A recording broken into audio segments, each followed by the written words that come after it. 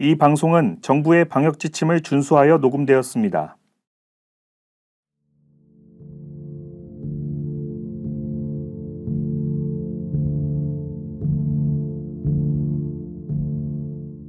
(2007년 8월) 말 임신 6개월이었던 저는 영문도 모른 채 대한예수교 장로회 소속 모 교회에 감금되어 강제로 개종교육을 받았습니다. 두 번 다시 기억하고 싶지 않은 잔인하고도 무서운 여름이었습니다.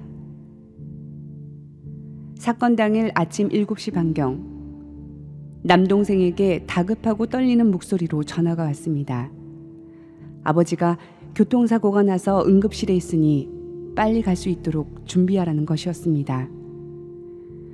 아버지께서 크게 다치셨다는 소리에 큰 충격을 받은 저는 오빠 차에 급히 올라탔습니다. 그러나 제가 도착한 곳은 응급실이 아닌 오빠와 제가 다녔던 교회 사택이었습니다. 갑자기 제 남동생은 제 핸드폰을 빼앗았고 오빠와 목사는 사택 안으로 저를 끌고 들어갔습니다. 그곳은 밖으로 나가지 못하도록 잠금장치가 되어 있었고 외부와 연락할 수 없도록 모든 통신망이 끊겨 있었습니다. 개종 목사는 신천지는 원래 산으로 끌고 가서 교육하거나 옷을 다 벗기고 묶어서 교육해야 하는데 임신 6개월이라 특별히 배려하여 사택에서 교육하는 것이라고 했습니다. 감금된 장소에는 자칭 이단 상담소를 운영한다는 종교 사기꾼 강 목사와 임 전도사가 찾아왔습니다. 그들은 여러 사람들을 데리고 와서 저를 비웃고 조롱하며 회유하기도 했습니다. 마치 중세시대 마녀사냥식 종교재판과 같았습니다. 감금 내내 정신병자 취급을 받았고 좁고 밀폐된 공간에 감금된 기간 동안 한 번도 씻지 못하게 했습니다. 숨이 막히니 창문을 잠시 동안만이라도 열어달라는 부탁에도 소리가 밖으로 나가면 안 된다며 열어주지 않았습니다. 집에 있는 딸의 목소리라도 듣게 해달라고 애원했지만 묵살당했습니다. 건강이 극도로 악화되자 저는 다시 친정엄마 집으로 옮겨 감금되었습니다. 오늘 이 자리에서 저에게 일어났던 모든 일들을 밝히고자 합니다.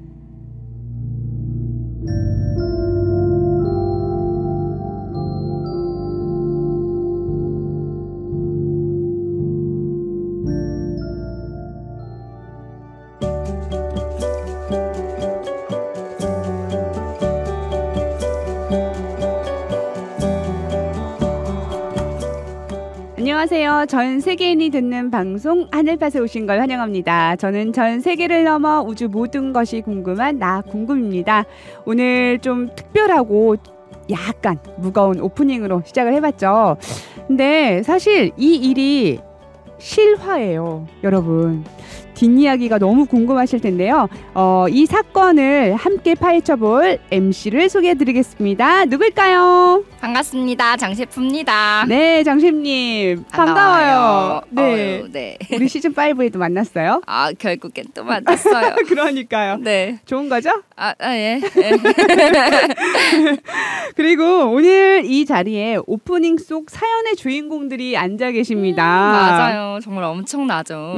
사연 속 인물들이 한 가족의 누나 그리고 남동생인데요. 신천지 교회에 다니는 누나를 강제 개종시키려고 시도했던 그 남동생분도 나와 계시고, 네, 그리고 누나분도 나와 계시고, 맞습니다. 또 한 분이 더 나와 계신데요. 우리 네. 남부님이 빠르게 소개해 주시겠어요? 네, 우선 가족분인 바로 승리님과 참바른님, 그리고 강제개종 피해 인권연대의 최지혜 대표님을 모시겠습니다. 안녕하세요. 안녕하세요. 네.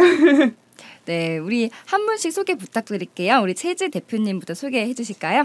네, 안녕하세요. 강제개종 피해인권연대 최지혜입니다. 반갑습니다. 네, 안녕하세요. 강제 개종을 당한 피해자 입장인 누나 승리입니다. 안녕하세요. 하늘팟 청취자 여러분 만나서 반갑습니다. 신천지 교회에 대해 여러 가지 오해로 누나를 강제 개종에 끌고 갔던 남동생 참바른입니다. 반갑습니다. 반갑습니다. 네, 우리 참바른님 닉네임이 참바른인데요. 하지만 앞에 오프닝을 들어봤을 때는 임신 6개월 차 누님을 강제 개종에 끌고 가셨다고 했는데 닉네임 참바른이 좀 안 어울리지 않나요? 네, 맞습니다. 하지만 결론적으로 지금 어떤 상황이냐면 제가 신천지 교회에 먼저 다니고 있던 누나를 신천지에서 빼내려고 누나의 남편인 매형과 함께 강제 개종을 시도했었습니다. 근데 지금은 제가 신천지 말씀을 듣고 오해가 풀려서 이렇게 오게 되었고 제가 매형과 저희 아내를 전도해서 같이 신앙하고 있습니다. 네. 왠지 보통 사연은 아닌 것 같아요. 그러니까요. 벌써 이제 시작인데도 너무 뭔가 엄청나거든요. 빨리 듣고 싶습니다. 그렇죠. 굉장히 인상은 순하세요. 여려 보이시고 참바른님 특히. 네. 네. 승리님 눈빛이 예사롭지가 않은데 또 이제 강제 개종을 이기고 나오신 만큼 뭔가 그러니까요. 눈빛이 달라요. 네, 감사합니다. 네. 굉장히 특별한 사연이 있을 텐데 이제 여러분들이 궁금해하시는 그 이야기 속으로 들어가겠습니다. 네, 먼저 참바른님께 질문을 드리고 싶은 게 네. 있어요. 남동생인 참바른님이 그 당시 임신 6개월 차였던 누나 승리님을 강제 개종에 끌고 가셨어요. 네. 그렇게 강제 개종을 시도한 이유가 있었을까요? 네. 저같이 그때 무신앙 입장에서 보면 일반 기성교회를 열심히 다니는 것이 보편적으로 바른 신앙을 하는 걸로 알고 있었습니다. 네. 그냥 기성교회 신앙을 열심히 하는 형과 누나를 보며 이렇게 지내고 있었는데 누나의 그 당시 행동이나 생활이 평범치가 않아서 기성교회 목사와 사모와 함께 형님이 누나의 생활을 미행하게 되었습니다. 미행이란 것은 약간 범죄 영화나 스릴러 영화 같은 데나 나올 법한 이야기인데 이거를 목사님과 함께 하셨다고요? 네, 그렇죠. 미행 결과 신천지 센터를 다니는 것을 확인했고 신천지라는 곳을 기성교회 목사의 말과 또 인터넷으로 알아본 결과 아주 나쁜 이단이라고 알게 되었습니다. 그리고 그곳에서 빨리 빼내지 않으면 돈이고 몸이고 다 빼앗기고 휴거처럼 집단 자살 행동하는 등등 결과적으로 가정이 파탄나고 그렇게 된다고 해서 강제로 개종을 시도하게 되었습니다. 그러면은 강제 개종 피해 인권 연대 줄여서 강피연 대표님인 최질 대표님께서 다시 한번 이 강제 개종이라는 것이 어떤 것인지 설명해 주시겠어요? 개종이라고 하는 거는 믿고 있는 종교를 다른 종교로 믿게 하는 것을 말하는데요. 네. 그 과정에서 강제 개종이라고 하는 하나의 범죄가 있어요. 그것이 자신의 의지가 아니라 타인의 강압적인 방법으로 개종을 시키는 것을 말하는 건데요. 강제 개종 과정에서 납치, 감금, 폭행, 강제 수면제를 먹이기도 하고 정신병원에 강제로 입원시키기도 하고요. 또 강제로 휴학이나 휴직하는 거는 좀 당연한 그런 과정이라고 인식이 되거든요. 네. 그래서 이런 불법적인 행위들이 같이 이루어지고 인권 유린이 이루어지기 때문에 이것을 저희는 강제 개종이라고 이야기를 하고 있습니다. 우선 강제 개종이 서로 간의 종교가 달라서 벌어지는 사건들이잖아요. 근데 먼저 제가 이제 궁금한 게 있어요. 승리님, 참바른님은 지금은 신천지 교회에서 신앙을 하시지만 신천지 교회 오시기 전에는 기성교회에서 신앙을 하셨었나요? 저는 어렸을 때 시골 교회에 몇 번 간 적은 있지만 그 이후로 신앙을 한 적은 없습니다. 승리님은요? 네, 저는 거의 평생 신앙을 했는데요. 7살 때부터 쭉 신앙을 했었습니다. 아, 그러면 승리님은 어릴 때부터 신앙을 하셨잖아요. 굉장히 열심히 하셨을 것 같아요. 그렇죠? 네. 근데 이렇게 열심히 하셨는데 어떤 계기로 또 신천지 교회에서 신앙을 하시게 됐어요? 네. 중학교 때부터 성경을 제대로 알고 싶은 마음이 늘 있었어요. 네, 하나님의 자녀라고 고백은 하나 신앙 연수만 길지 하나님의 뜻이 기록된 이 성경에 대해서는 너무나 무지한 제 자신을 볼 때에 네. 이게 과연 맞나? 내가 성경대로 신앙을 제대로 하고 있나? 하나님의 뜻을 몰라도 구원을 과연 받을 수 있을까? 늘 의구심이 들었었어요. 그런데 어느 날 친한 친구를 통해서 말씀을 전해주시는 분을 만나게 되었고 그분을 통해서 성경 말씀을 배우면서 그동안 신앙하면서 궁금했던 모든 것들이 하나씩 풀리기 시작했었습니다. 네, 승리님 말씀 들어보면 되게 궁금증이 많았잖아요. 네. 그 중에서도 어떤 궁금증이 좀 풀렸던가요? 예를 들면 성경은 세계사나 인류사가 아닌 하나님이 택한 선민사라는 것. 그리고 성경이 하나님과의 약속의 글이라는 것. 예언은 반드시 때가 되면 이루어진다라는 점 등 성경 안에서 정확히 육화 원칙으로 알려주셨고 제가 질문하는 모든 것에 다 답을 해주셨어요. 그래서 신천지교회 모든 성도님들은 저처럼 성경을 체계적으로 배우신 분들이시고 말씀을 따라왔기 때문에 실천신앙하는 신천지교회로 오게 되었습니다. 네, 승리님이 성경의 궁금증 때문에 하나님의 뜻을 알고 싶어서 이렇게 신천지에 오시게 됐는데요. 네. 그러면 승리님이 보시기에 신천지 교회와 기성교회 다른 점은 어떤 부분이었어요? 그럼 먼저 제가 문제 하나 내도 될까요?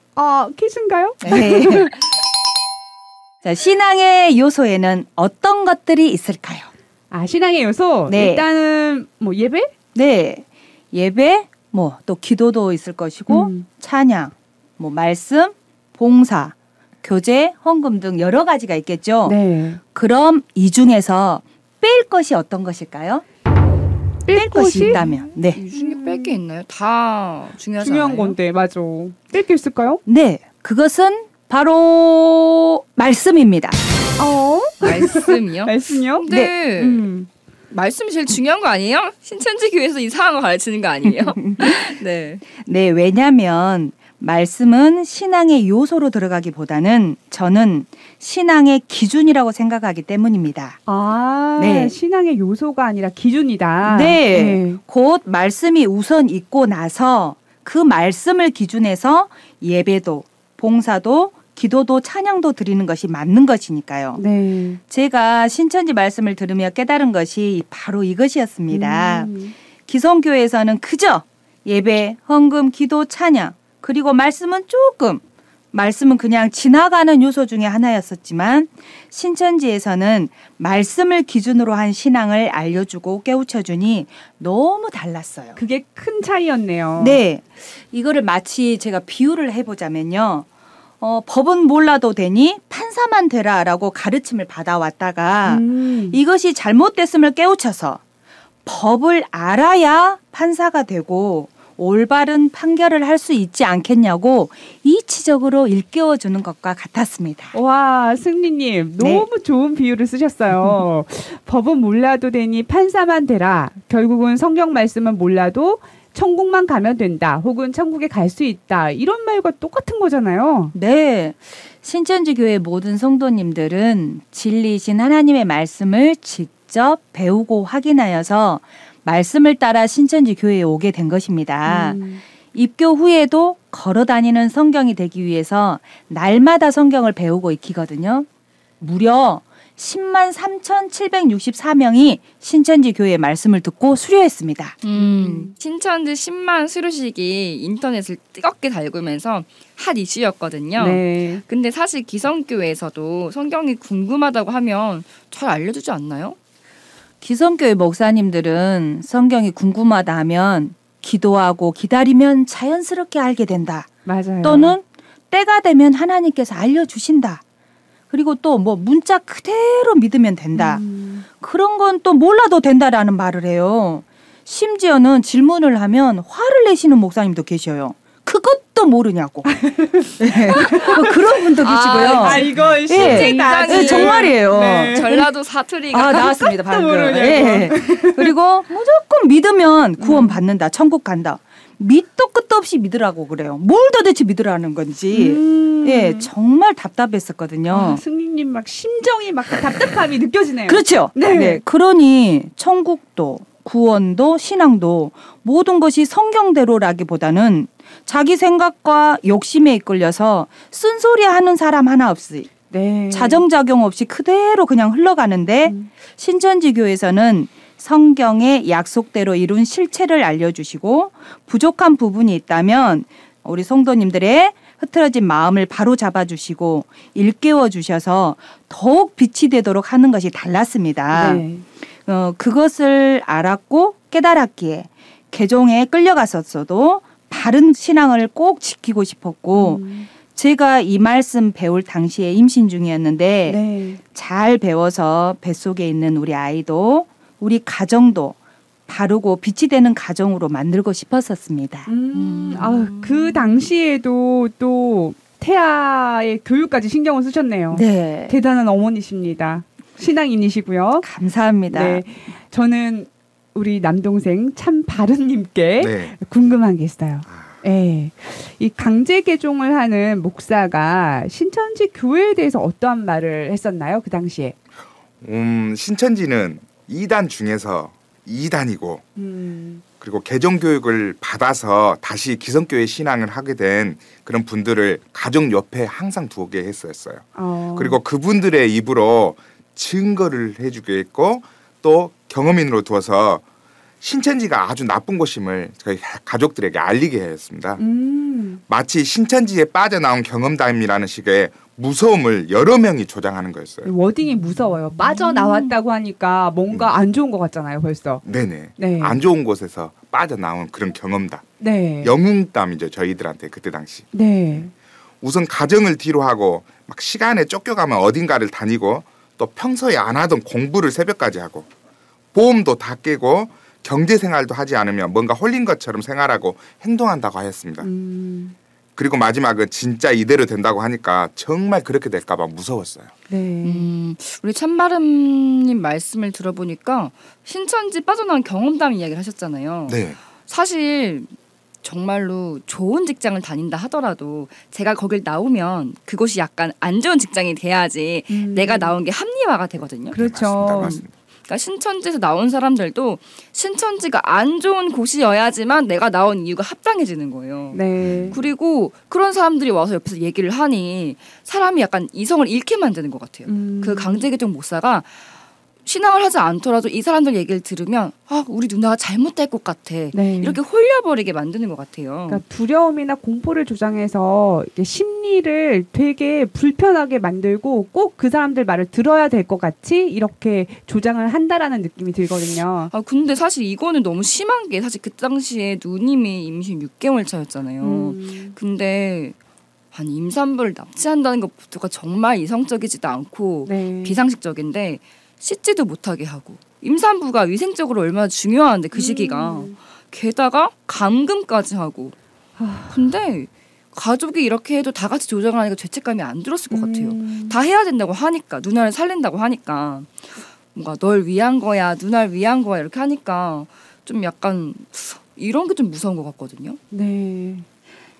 저희가 최근에 사례가 한 가지 있는데 개종 목사가 가족들을 상담을 할 때 뭐라고 이야기하냐면 이런 사주 감금이나 납치나 이런 것들을 사주를 하면서 어머니 마땅히 할 일을 하셨으니까 정말 잘하셨습니다. 저희는 어머니가 너무 자랑스럽습니다. 이런 문자를 저희가 본 적이 있어요. 네. 그 문자를 보고 정말 어이가 없었는데요. 실제로 강제 개종을 하는 목사나 사모나 전도사들을 만나면 그 사람들이 가족들에게 정상적인 방법으로 상담을 해주지를 않아요. 그러니까 정상적인 방법이라고 하면은 저희가 통상적으로 생각하기는 장로교의 교리랑 신천지의 교리를 설명해주고 이게 어떻게 성경적으로 잘못됐는지 그런 것들을 비교해주는 상담이 정상적인 상담이잖아요. 네. 그런데 그런 부분들이 아니고 이제 개종 목사들이 말씀으로만 상담을 했을 때는 가족들이 잘 이해를 못한대요. 그러기도 하고 또 이 대상자들도 개종이 잘 되지 않으니까 가족들한테 범죄 행위를 지시를 해서 개종을 이제 하게 하는 거죠. 네. 말씀으로 설득을 못하니까 그런 거 아닌가요? 자기들 그렇죠. 교리에 자신이 없는 거 아니에요, 이거 완전? 그러니까. 그래서 이제 좀 폐업을 하셨으면 좋겠어요. 네. 네. 그래서 이제 자기네들 사업이 그렇게는 안 되니까 정상적으로는 안 되니까 가족들에게 범죄 행위를 지시하고 그 뒤에서 사업을 하면서 돈을 받는 거죠. 네. 그래서 개종 목사는 범죄 행위를 가족들한테 지시를 해야 되잖아요. 네. 그런데 가족들이 어떻게 자기의 또 다른 가족을 그렇게 납치하고 감금할 수 있겠어요. 그러니까 그 생각을 바꾸게 하려고 거기에서 이제 아까 이야기한 문자처럼 어머니 이거는 당연히 마땅히 해야 될 일입니다라고 이야기를 하면서 위로를 해주는 거예요. 그리고 그런 범죄 행위가 오히려 합법적인 것처럼 당연히 해야 되는 것처럼 이제 설득하게 되는 거죠. 네. 그런데 가족들은 아까 참바르님이 이야기하신 것처럼 가정 파탄 난다, 이렇게 뭐 돈 다 갖다 바친다 이런 이야기를 들으니까 두려워지는 거예요. 거기에서부터 이제 범죄 행위가 시작되는 거죠. 모의가 시작되는 거예요. 그래서 개종 목사들이 가족들한테 가방을 뒤져라, 또 자거나 씻고 있을 때 핸드폰을 이렇게 뒤져봐라. 그리고 또 수요일이나 일요일에 주일에 교회를 가게 되면 어디 교회를 가는지 그런 동선도 다 미행해봐라 해서 이제 신천지 교회 다니는 것을 증거를 찾아라 이런 지시를 하게 되는 거예요. 그런데 이런 것들은 우리가 좀 평소에도 핸드폰 뭐 하고 있어 이렇게 옆으로 볼 수 있잖아요. 네. 그러니까 되게 좀 가벼운 것부터 지시를 하면서 범죄가 시작이 되는 거죠. 이런 거에서부터 두려움이 조금씩 이제 사라지게 되면 그런 정말 우리가 법적으로 큰 일이라고 생각하는 부분들도 가족들이 나중에는 하게 되는 것 같아요.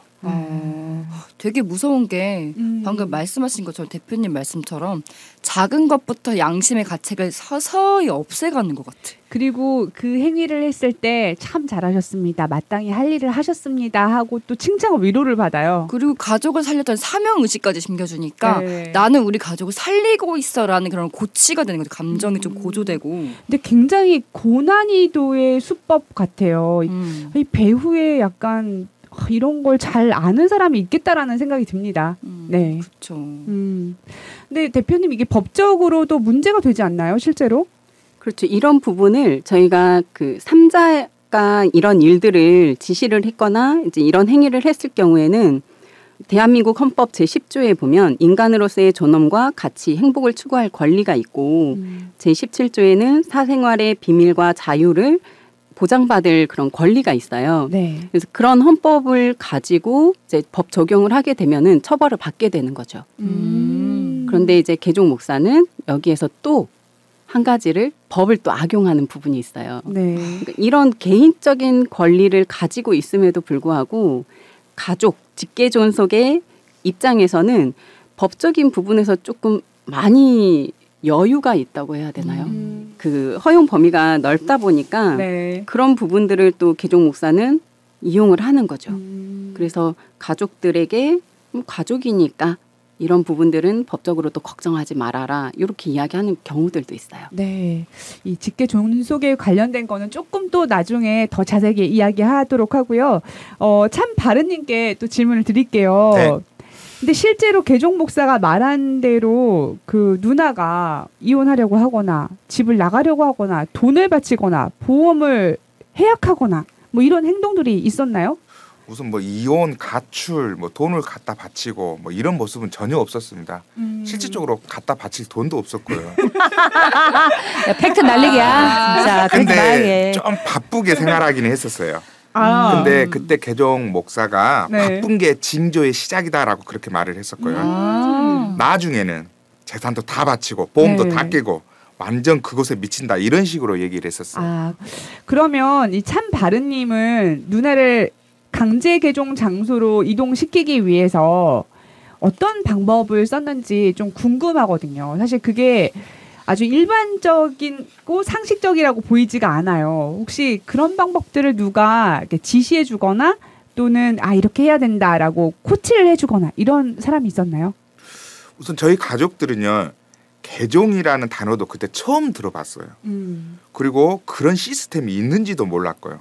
또 그런 방법이 최선인 것도 몰랐습니다. 하지만 그때 개종 교육 목사가 개종 교육에 관한 모든 방법을 계획을 하고 또 제시를 하였고 수많은 자기 경험들을 사례로 우리에게 알려주었습니다. 네. 그중에서 가장 적합한 방법을 가족들을 보고 찾아보라고 하였고요. 저희들도 우선 집에서 가장 먼 곳으로 강원도 같은 곳으로 데려가 가지고 네. 사람의 발길이 닿지 않는 곳에 감금을 시켜야 된다고 했었고요. 옷도 다 벗겨서 수치가 드러나게끔 해야 한다고 했었습니다. 이건 진짜 이해가 안 돼요. 근데 하지만 또 그 부분들도 가족들도 납득이 잘 가지는 않았어요. 또 임신 6개월인 점을 또 감안해야 된다고 또 생각했었거든요. 네. 개종교육 목사는요. 교육 장소까지 누나를 의심 없이 데리고 나올 수 있도록 해야 된다고 했었고 이제 그 말에 새벽에 시골에 계신 아버지께서 오토바이 사고로 위급하다고 이제 빨리 가보자고 그리고 누나한테 이왕 가는 김에 다니는 교회 잠깐 들려서 기도하고 가자고 의심 없이 집에서 이렇게 데리고 나왔고요. 또 다니는 교회까지 이동 후에 그 장소에서 교육을 진행하게 되었습니다. 우선 이제 핸드폰도 위치 추적이 될 수 있다고 해서 집에서 핸드폰을 꼭 끄게끔 만들어야 된다고 했어요. 그래서 집에서 휴대폰을 찾아가지고 배터리까지 분리해야 된다고 하더라고요. 휴대폰만 꺼도 위치 추적이 될 수 있으니까 배터리까지 분리해야 된다고 했었어요. 네. 그리고 그런 개종 목사의 말에 그대로 시행을 하게 되었습니다. 근데 그 개종 목사가 그 찬바르님한테 가족들한테 계획을 알려주면서 방법을 선택하라고 하잖아요. 꼭 이 가족들이 선택해서 누나를 끌고 가는 것처럼 자기들이 하는 것처럼 이해하도록. 네. 우리는 제시만 했어. 선택은 니네가 한 거야. 이런 식으로 몰고 가는 것 같아요. 그러니까 사실 시나리오는 다 있는 상황에서 가족들에게 이제 모든 걸 시키는 거잖아요, 지금. 그러니까요. 네.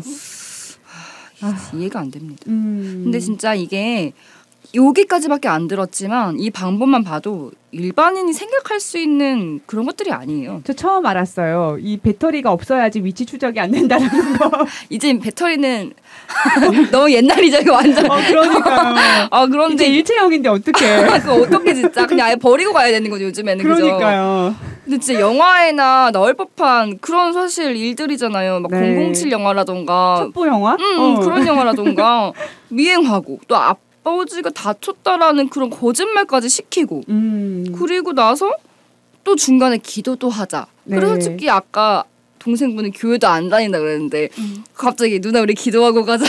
그러니까. 그리고 사람이 급박하다 그러면 상황 네. 판단 잘 못하잖아요. 그렇죠. 누나가 그래 그렇게 하자 그럴 수 있는 거죠. 아빠가 아프다고 하니까.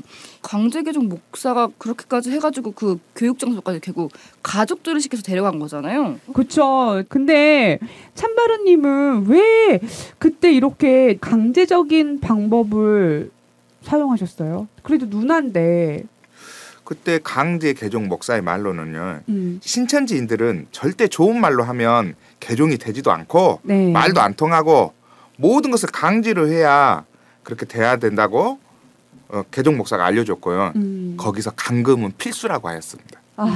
근데 이렇게 감금하고 강제로 하다 보니 약간 그 험한 말이나 욕설도 오갔겠어요? 정말 많이 오갔고 네. 개종 교육하는 동안에 그 당사자가 네. 거부를 하고 또 이렇게 반항할 수도 있잖아요. 그러면 개종 목사가 직접적으로 뭔가 폭력이나 이런 걸 행할 수 없기에 식구들 가족들한테 눈치를 주면 네. 당연히 이제 저희 형님이나 형이나 이렇게 어머니가 누나한테 폭언을 하고 폭행도 가고 그랬었습니다. 아니 임신 6개월이었는데 폭언 했다고요? 우선은 신천지인들은 그렇게 하지 않으면 개종이 안 된다고 아니 분명히 신천지인 이전에 임산부잖아요. 근데 그걸 시켰다고 진짜? 그렇게 되는 과정도 미리 알려줬었어요. 그러니까 저희가 그 어떤 드라마나 그런 데서 보면 그 귀신 쪄줄 때 막 이렇게 때려가지고 귀신 쫓는다. 예, 네. 그런 거랑 그때 당시 비슷하게 생각했었어요. 누나는 누나가 아니다. 그래서 귀신 보듯 하더라고요 저를. 가만 안 둘 거야. 이따 끝나고 보자. 그래서 이제 틈만 나면 도망가려고 하고 더 심하면 자해도 한다고 그렇게 얘기를 했었어요. 그래서 손발도 묶어놔야 된다고. 그리고 이제 주변에 날카로운 것들 다 치우고 또 화장실 가거나 밥 먹을 때도 항상 가족들이 옆에서 동행하고 따라다녀야 된다고 했었어요. 이게 뭐죠? 이건 가족이 그러니까 더 상처가 됐었어요. 그러니까. 남이 아니라 가족이 그러니까 나를 아는 나를 어떻게 어릴 때부터 다 지켜봐온 가족이 나한테 그랬다는 게 너무 상처가 됐어요. 그렇죠. 그것도 본지도 얼마 안 된 사람들 이야기만 듣고. 가족이라면 이렇게 할 수 없겠다. 평생을 못 볼 것 같은 마음이 들었었어요. 그때 당시에는. 근데 이제 나중에 그 스토리를 알고 보니까 가족들보다는 배후에서 조정했던 네. 그런 개종 목사들이 훨씬 더 미웠겠어요. 그럼요. 가족들이 피해자였구나. 이제 그걸 알고 정말 그 강제 개종 목사들을 이 일을 반드시 사회에 다 알려야 되겠다. 이제 이런 각오가 섰죠. 네. 이제 승리님이랑 참바르님 말씀 들어보니까 이거는 범죄거든요. 법적으로도 죄목이 있지 않을까요? 있죠. 당연히 있습니다. 음. 저희 가정폭력 처벌법에 보면은 가정폭력 범죄에 대해서 여러 가지 항목들을 이야기하고 있는데 그 항목들 중에 하나에 해당되면 이것을 가정폭력이다라고 이야기를 하고 있어요. 네. 그런데 그 항목들을 보면 대부분 이제 형법에서 조금 더 강력하게 규제를 하는 그런 법들인데요. 그 형법 제2편 25장에 보면 상해와 폭력죄, 또 유기와 학대죄, 체포와 감금의 죄, 협박의 죄, 명예에 관한 죄, 또 모욕죄, 주거침입. 주거침입에는 주거침입도 있고 신체 수색의 죄도 있어요. 그리고 권리 행사를 방해하는 죄, 강요의 죄, 네. 이런 죄들이 되게 좀 무겁게 처벌을 받고 있거든요. 그래서 이 강제 개종 사건들을 보면은 이 가정폭력 처벌법의 항목 중에서 어느 하나에 해당된다 이런 게 아니라 제가 보기에는 대부분의 사건들이 이 모든 항목들이 다 해당이 되는 거예요. 그러네요. 그래서 네. 저희가 법적으로 처벌을 하자고만 하면은 정말 가족이 아니라면 엄청나게 큰 범죄인 거죠. 가족이라서 고소를 할 수 없기 때문에 이렇게 그냥 묻어가는 거죠. 네네. 그러나 실질적으로 고소를 할 수는 있고요. 네. 가족들이 범죄에 대해서 처벌을 받은 그런 판결들도 있어요. 그런데 제3자의 범죄보다는 형량이 좀 약하죠. 아, 가족에 대해서는요? 네네. 많이 봐주는 편이에요. 아. 가족에 대한 그런 인식이 강하다 보니까 네. 아무래도 그런 것 같아요. 저희가 이제 해외에서 이런 이야기들을 하게 되면은 이런 거를 어떻게 법적으로 가만두냐. 그렇죠. 이거 되게 의아하게 생각하시거든요. 네. 그런데 우리나라는 이런 부분에서 되게 좀 많이 허용적이더라고요. 왜 해외는 좀 개인의 인권을 다 존중하는 편인데 우리는 가족 문제는 가족이 하는 것 그리고 가족은 내 소유 이런 또 관념도 있는 것 같아요. 근데 이제 시대가 바뀌었잖아요. 옛날에는 유교적인 문화가 많았지만 지금 솔직히 아니잖아요. 네. 좀 많이 법도 그럼 같이 맞춰서 바뀌어야 되지 않나 싶어요. 네. 바뀌는 것보다 지금 우리나라 법은 되게 잘 돼 있다고 하거든요. 네. 그런데 그거를 잘 실행하면 돼요. 잘 시행하면 피해자들이 정말 억울한 일로 피해받는 일들이 줄어들 것 같아요. 아, 그 시행이 안 되는 부분이 있었군요. 네네. 네. 그리고 그 승리님이나 참바르님의 가정 말고도 그 신천지 교회를 상대로 한 여러 가지 또 강제 개종의 사례가 있었을 텐데요. 어떤 사건이 있었을까요? 네. 청년 이야기가 한 사례가 있는데요. 26살이었던 한 청년이 남해에 땡땡 파출소에 네. 감금이 된 사건이 있었어요. 파출소에? 네. 저희도 이 사건을 접하고 정말 어떻게 이런 일이 있을 수가 있는 정말 맞냐 거기가 맞냐 여러 번 물어봤는데 실제로 이제 남해에 있는 한 파출소에 감금이 돼 있었고요. 그 파출소에서 일을 하시는 경찰분이 어머니와 친분이 있는 같은 교회 성도시더라고요. 그래서 이제 어머니께서 아들을 감금을 하기 위해서 이 경찰 지인에게 어떻게 보면은 부탁을 하신 거죠. 근데 그 경찰도 그렇고 어머니도 그렇고 좀 법을 경찰인데도 법을 너무 모르신 거 아닌가 그런 생각이 들 정도로.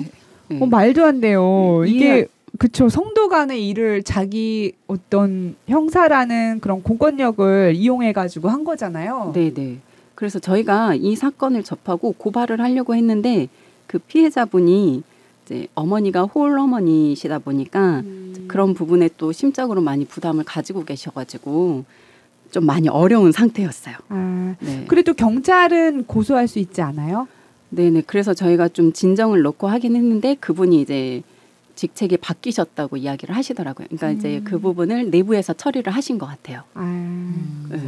그래서 이제 제가 개종 목사들이 이야기를 하다 보면은 신천지 교인들은 이렇게 개종 교육을 시키면 뭐 도망간다 네. 그런 이야기를 하는데 그렇죠? 네네. 저희 부모님도 그렇게 들으셨거든요. 도망갈 거다. 그러니까 아주 단단히 묶어놔야 된다. 뭐 이렇게 손을 같이 엄마랑 손을 같이 묶어야 된다. 이런 이야기도 하고 그러셨거든요. 네. 근데 당연히 도망가지 않겠어요? 내가 감금 당했는데. 그러니까 본능이죠. 그래서 저희가 이 피해자들을 만나보면 그 강압적인 상황에서 두려우니까 도망가는 게 당연한 거다. 누가 칼 들고 오는데 그거를 나 찔러라 하고 가만히 있을 사람이 없잖아요. 그렇죠. 그래서 인과관계가 어디서부터 시작됐나 다시 한번 따져보고 싶어요. 개종 목사들하고는. 네. 지금 이렇게 승리님이 네. 여러 가지 상황을 듣다 보시니까 너무 예전에 또 아팠던 기억이 떠오르시죠. 그럴 것 같아요. 정말 울컥울컥해요. 그렇죠. 실은. 네. 네. 생각도 하기 싫은데 음, 다시 떠오르니까 너무 마음이 가라앉고 괴롭네요. 그렇죠. 이게 아무리 시간이 지나도 네, 계속 남아 있어요. 그러니까 이렇게 밀폐된 장소에 혼자 있으면 숨이 막혀오고 실은 못 있어요. 근데 그거를 다른 사람들한테 솔직히 얘기하지는 않는데 네. 아직도 그게 남아 있어서 여름이고 겨울이고 막 아파트 막 현관문도 막 열어놓거든요. 답답하니까. 예, 근데 이해를 못하죠. 아이들이 남편은 왜 문을 다 열어놓냐고. 근데 문만 닫아가지고 혼자만 있으면 그 상황으로 돌아가는 거예요. 이게 근데 듣다 보니까 누나도 슬프지만 지금 듣는 남동생도 솔직히 되게 미안할 것 같거든요. 네, 너무 그때 당시는 저희가 뭔가 이렇게 기준이 없잖아요. 오로지 그 개종 목사의 말이 기준이었고 법이었고 그때 당시는 그 말이 진리였어요. 네. 그러니까는 저희들은 이제 그 개종 목사의 말에 의해서 따라서 하긴 했지만 나중에 이제 알고 나서 후회했을 때 그 죄책감이 얼마나 컸겠어요. 미안하고. 결국에는 그 책임은 가족들이 지는 건데. 그러니까 당연하죠. 그분들은 죄책감이 없죠. 그냥 돈만 받기 그러니까. 위해서 사업으로 보니까 아이템으로 보는 거잖아 지금 사람은. 그렇죠. 지금도 그 행위를 아직까지 하고 있다라는 거죠. 문제는. 네, 법망을 다 피해가니까. 네. 이제 가족분이 나오셔서 말씀을 드리는데 저희는 가족들도 피해자라고 생각을 하거든요. 네. 말씀하신 것처럼 아직 그런 기준이 없고 양쪽을 들어보지 못한 상태에서 개종 목사의 그런 그 협박 아닌 협박 이런 것들을 가족들도 같이 받는 거예요.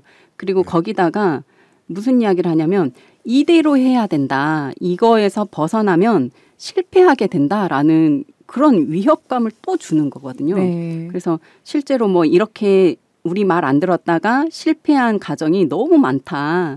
그러니까 이 가정은 한 번에 끝내라. 이런 이야기들도 실제 하거든요. 네. 그러니까 이제 가족들 입장에서는 그런 말들이 이제 따를 수밖에 없는 상황으로 몰아가게 되는 거죠. 두려우니까 아무것도 모르겠고 네. 이 사람들 말은 맞는 것 같고 네, 네. 그렇죠. 네, 그러면 그 당시에 승리님의 남편분도 승리님이 납치에 감금되는 사실을 알고 계셨나요? 개종 목사와 우리 친정 식구들이 계획한 모든 일을 먼저 매형에게 알렸어요. 매형에게 알렸고 또 매형은 누나하고 부부지간이지만 나중에 이 일에 참여하게 되면 법적인 문제에서 자유롭지 못한다고 개종 목사가 그렇게 얘기를 했었거든요. 네. 그래서 매형은 또 저희가 배제를 시켰고 친정 식구들만 움직이게 되었습니다. 맞아요. 이런 부분에서도 이제 법적인 부분에서 남편들은 나중에 이혼을 당할 수도 있다 이런 이야기도 해요. 네. 그럼 이혼 당하면 어쨌든 남편이 지금 위법을 했잖아요. 그런 입장에서 이제 경제적인 부분, 가족의 재산이나 이런 부분에서도 불리할 수 있다 이런 이야기도 합니다. 실제로. 아, 근데 이 강제 개종하는 분들은 법적으로도 너무 많은 지식을 갖고 계신 것 같아요. 그렇죠. 직계 존속일 경우와 또 그런 무총 관계인 남편이 어떻게 형벌을 받을지까지 다 계산해서 얘기를 한 거잖아요. 네. 아, 무섭습니다.